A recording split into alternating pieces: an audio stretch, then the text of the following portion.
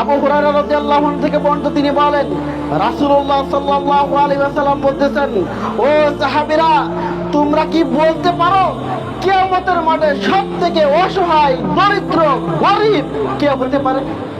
কিয়ামতের মাঠে সবথেকে অসহায় ব্যক্তিকে?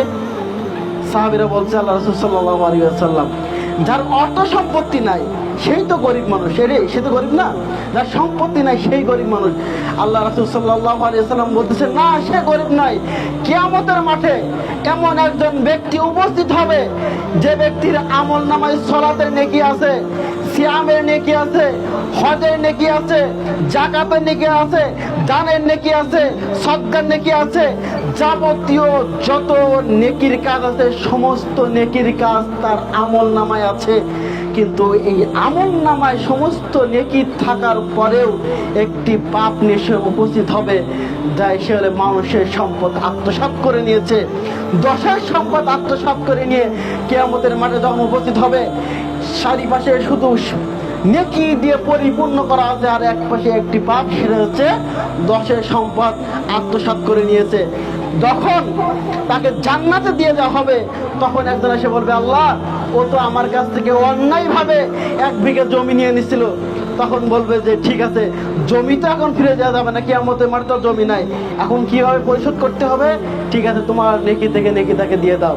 তাকে নেকি দিয়ে দেওয়া হয়েছে।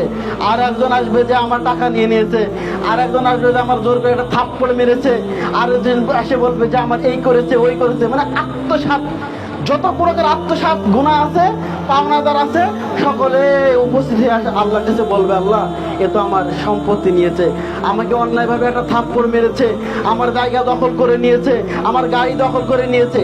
যার যে অভিযোগ নিয়ে সে আল্লাহর কাছে পেশ করবে, আল্লাহ সমস্ত নেকি তাকে দিতে দিতে দিতে যে দেখা যাবে তার সমস্ত নেকি শেষ হয়ে গেছে, আর কোনো নেকি নাই, কিন্তু পাওনাদার এখনো শেষ হয় নাই। তখন বলবে যে তোমার তো নেকি যা ছিল তোমার পাওনাদারকে দিয়ে দেওয়া হয়েছে, এখন কি করতে হবে? যারা পাওনাদার আছে তাদের গুনাহগুলোকে নিয়ে তাকে দিয়ে দেওয়া হবে। এখন এদের কাছ থেকে গুনাহ নাও, তোমার কাছ থেকে তো নেকি নেওয়ার কোনো ই নাই, নেকি শেষ, এখন গুনাহগুলো এদের কাছ থেকে নিয়ে নেওয়া হোক। তখন তাদের গুনাহগুলো তার উপর দিয়ে দেওয়া হবে, অথচ তার কাছে শুধু নেকি আর নেকি ছিল। কিয়ামতের মাঠে পাওনাদারদেরকে সবকিছু দেওয়ার পর পাওনাদার থেকে গুনাহ নিয়ে সে এখন জান্নাতে হওয়ার পরেও জাহান্নামে চলে যাওয়া লাগতেছে। আল্লাহ রাসূল সাল্লাল্লাহু আলাইহি ওয়াসাল্লাম বললেন, কিয়ামতের মাঠে সবথেকে বড় অসহায়, হত দরিদ্র হলো এই ব্যক্তি। এত নেকি নিয়ে উপস্থিত হয়েছে, সে তো মানুষের অর্থ সম্পদ আত্মসাৎ করতেছে, আর তাহাজ্জুদ সালাত আদায় করে মনে করে সে তো মুক্তি পেয়ে যাবে, হজ করে আসতেছে, যাকাত দিচ্ছে, তার মতো তো আল্লাহ মতো দাহার কুতুবে রব্বানি আর কেউ নাই। সে তো মনে করতেছে, হ্যাঁ, আমি তো জান্নাতে যাবই, অথচ দশের সম্পদ সে আত্মসাৎ করতেছে। কিয়ামতের দিন সেই সব থেকে অসহায় হয়ে যাবে, কিয়ামতের দিন সব থেকে গরিব, হত দরিদ্র হয়ে সে কিয়ামতের দিন উপস্থিত হবে।